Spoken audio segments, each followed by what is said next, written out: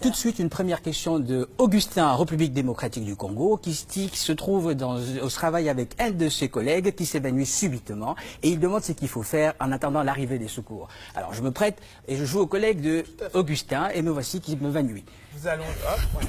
Donc, vous allongez et là, je regarde d'abord si vous êtes conscient. Si vous êtes conscient, je peux simplement vous relever les jambes et là, ça va permettre d'avoir quasiment 2 litres de sang qui vont venir vers le cœur et finalement vers les organes nobles comme le cerveau. Cependant, si jamais je viens, je dis « Monsieur, vous ne répondez pas », je vous stimule, aucune réponse.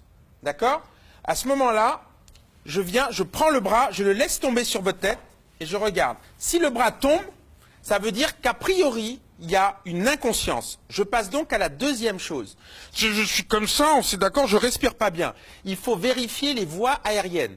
Donc je vais mettre la tête en arrière, ouvrir la bouche pour permettre d'aligner, de permettre de respirer efficacement. Et à ce moment-là, je regarde s'il y a quelque chose. S'il y a un corps étranger, parce que ça peut être lié à une fausse route, j'enlève le corps étranger.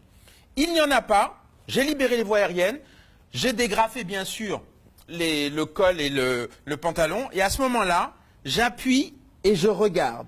Et je regarde le thorax, j'écoute et je sens, les 3 sens. Et je compte jusqu'à 10. 1, 2, 3, 4, 5, 6, 7, 8, 9, 10. Si la personne respire, j'appelle déjà parce que là, je sais qu'il est au minimum dans le coma, puisqu'il est inconscient et qu'il respire. J'appelle, ou je fais appeler s'il y a quelqu'un, les secours. Et moi, je vais à ce moment-là, parce qu'il est inconscient et ne respire pas, le mettre en position latérale de sécurité. On peut le mettre d'un côté ou de l'autre. Il n'y a plus d'importance aujourd'hui.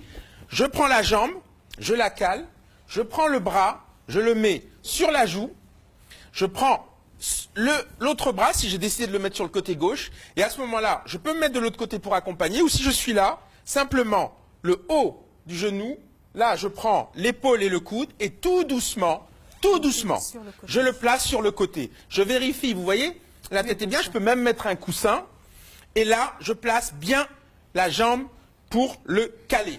Là, il est stable, on a appelé les secours, on peut essayer de le stimuler, de voir comment il va, mais on l'a mis en position latérale, ce qui fait qu'il ne peut pas vomir. Alors donc là, docteur, on vient de voir la position latérale de sécurité. Et si une personne fait une crise cardiaque devant nous, qu'est-ce qu'on fait?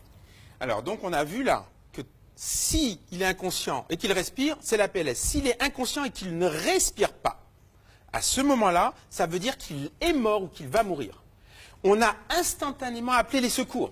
Extrêmement important. L'appel des secours. Et à ce moment-là, voire aussitôt, soit vous avez même une tierce personne qui peut le faire, appeler les secours, vous mettez entre les deux seins, l'impact est juste au milieu, les bras tendus, et à ce moment-là, on va enclencher le massage cardiaque à une fréquence entre 100 et 120, l'idéal 110 par minute. On utilise le poids de son corps, et on soulève un tout petit peu, et on appuie. Et si vous regardez, vous allez voir que le rouge petit à petit, effectivement. le sang cerveau, circule. vous voyez, est vascularisé. Et là, à 100 par minute, c'est parti. Et on n'arrête pas. Si jamais, vous voyez, c'est parti, je suis à la verticale et je peux tenir. Il n'y a pas de risque de briser quelque chose? Il est déjà mort. Donc, on ne peut pas plus mourir que mourir. Donc après, s'il a des fractures de côte, il aura des fractures de côte, mais si on l'a récupéré, on l'a récupéré. Et c'est là que peut intervenir, à ce moment-là, le défibrillateur qu'on verra secondairement. Oui, dans une autre émission. Merci beaucoup, Massamba-Diack. On va continuer avec une autre question cette fois-ci. Parce qu'il y en a beaucoup. Exactement, celle de Karim au Niger, qui demande ce qu'il faut faire avant l'arrivée des secours quand il y a un accident et que les gens saignent. Alors, la première chose dans un accident, là c'était un malaise au travail. Là, dans un accident, c'est encore plus net, il faut déjà sécuriser. Mais vous sécurisez les lieux et vous commencez à agir. Et pour les hémorragies, alors qu'est-ce qu'on fait? L'hémorragie, immédiatement, imaginons qu'il saigne sur une plaie ouverte, carotide, immédiatement on comprime. Le mieux, c'est avec un tissu entre vous et le patient. Compression directe immédiate. Ça ne suffit pas. Si c'est un membre, à ce moment-là, il faudra mettre un garrot. Alors donc on va en Guinée-Conakry avec Kaba qui demande quel geste adopter pour sauver la vie d'une personne qui se noie.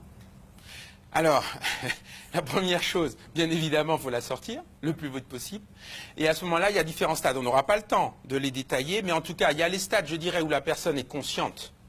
Et donc, il va falloir, selon la gravité, l'amener éventuellement aux urgences pour qu'il puisse avoir une radio. Parce qu'on peut avoir une complication secondaire à 24 heures, donc quelques heures après. Ou alors, il est inconscient.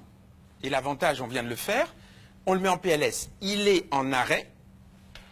On va à ce moment-là faire le massage cardiaque, mais c'est là où, parce que la cause de la mort, c'est l'anoxie à cause de la noyade, c'est là où il faut par contre essayer de le ventiler, de le faire respirer artificiellement avec le bouche à bouche en alternance 32.